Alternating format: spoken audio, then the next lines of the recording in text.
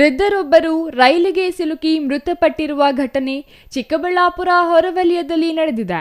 ಚಿಕ್ಕಬಳ್ಳಾಪುರದಿಂದ ಜಿಲ್ಲಾಧಿಕಾರಿ ಕಚೇರಿಗೆ ಹೋಗುವ ಮಾರ್ಗದಲ್ಲಿರುವ ಪೂಜನಹಳ್ಳಿ ಬಳಿ ಹಾದು ಹೋಗಿರುವ ರೈಲ್ವೆ ಹಳಿಯ ಮೇಲೆ ವೃದ್ಧ ಮೃತಪಟ್ಟಿದ್ದು, ವೃದ್ಧನನ್ನು ನರಸಿಂಹಾಚಾರ್ಯ ಭಟ್ಟರು ಎಂದು ಗುರುತಿಸಲಾಗಿದೆ. ಮೃತರಿಗೆ ಸುಮಾರು 70 ವರ್ಷ ವಯಸ್ಸಾಗಿದ್ದು, ಮಾನಸಿಕವಾಗಿ ತೀರಾ ಬಲಹೀನರಾಗಿದ್ದರು ಎಂದು ಸ್ಥಳೀಯರು ತಿಳಿಸಿದ್ದಾರೆ. ಪೂಜನಹಳ್ಳಿ ಗ್ರಾಮಕ್ಕೆ ಸೇರಿದ ಇವರು ಇಂದು ಮಧ್ಯಾಹ್ನ ಕೋಲಾರಕ್ಕೆ ಹೋಗುತ್ತಿದ್ದ ರೈಲುಗೆ ಸಿಲುಕಿ ಮೃತಪಟ್ಟಿದ್ದಾರೆ.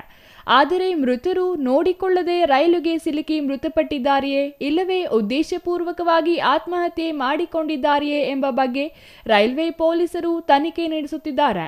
ಘಟನೆ ವಿಚಾರ ತಿಳಿಯುತ್ತಿದ್ದಂತೆ ಕೂಡಲೇ ಸ್ಥಳಕ್ಕೆ ಧಾವಿಸಿದ ರೈಲ್ವೆ ಪೊಲೀಸರು ಮೃತದೇಹವನ್ನು ಆಸ್ಪತ್ರೆಗೆ ಸಾಗಿಸಿ ಸಾವಿನ ಬಗ್ಗೆ ಪರಿಶೀಲನೆಗೆ ಮುಂದಾಗಿದ್ದಾರೆ.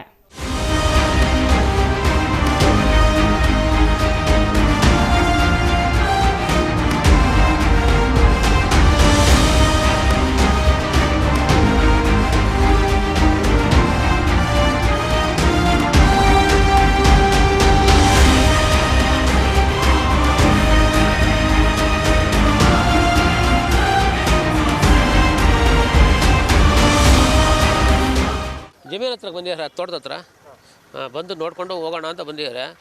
ಟೌನ್ಗೆ ಬೆಳಗ್ಗೆ ತಿಂಡಿನಾಗ ಎಣ್ಣೆ ತಿನ್ನೋಕ್ಕೆ ಏನೋ ಟ್ಯಾಬ್ಲೆಟ್ಸ್ ಏನೋ ಆಗೋಗಿದೆ ಅಂದರೆ ಹೋಗಿರ್ತಾರೆ. ಆವಾಗ ಹೋಗ್ತಾಯಿದ್ರು ಬರ್ತಾಯಿದ್ರು.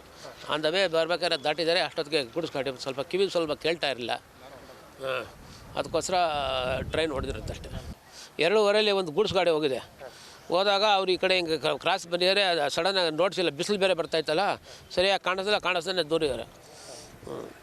ಟ್ರೈನ್ ಇತ್ತು ಸರ್. ಆವಾಗಲೂ ಹಂಗೂ ಬರೋರು ಹಿಂಗೂ ಬರೋರು, ಎಲ್ಲಿ ಆಟೋದಲ್ಲಿ ಎಲ್ಲಿ ಹಿಡಿದಾರೆ ಹಿಂಗೆ ಬಂದಿದ್ದಾರೆ. ಪಾಸ್ ಮಾಡೋಕೆ ಹತ್ರ ಆಗುತ್ತೆ ಅಂತ ಬಂದಿದ್ದಾರೆ. ಅಂಡರ್ ಪಾಸ್ ಇದೆ, ಅಂಡರ್ ಪಾಸಲ್ಲೇ ಬರ್ತಾಯಿದ್ರು ಯಾವಾಗಲೂ. ಒಂದು ಸಲ ಹಿಂಗೆ ಒಂದು ಸಲ ಹಂಗೆ ಬರ್ತಾಯಿದ್ರು. ತೊಂದರೆ ಆಗಿದೆ. ಇನ್ನು ಮೃತನಿಗೆ ಸಹೋದರನೊಬ್ಬ ಇದ್ದು ಅವರು ಬೆಂಗಳೂರಿನಲ್ಲಿ ವಾಸವಾಗಿದ್ದಾರೆ ಎಂದು ತಿಳಿದು ಬಂದಿದೆ. ಪೂಜನಹಳ್ಳಿ ನಿವಾಸಿಯಾಗಿದ್ದ ನರಸಿಂಹಾಚಾರ್ಯ ಭಟ್ಟರು ಒಬ್ಬಂಟಿಯಾಗಿಯೇ ಗ್ರಾಮದ ಮನೆಯಲ್ಲಿ ವಾಸವಿದ್ದರು ಎಂದು ಸ್ಥಳೀಯರು ತಿಳಿಸಿದ್ದಾರೆ. News bureau, CTV news, Chikkaballapur.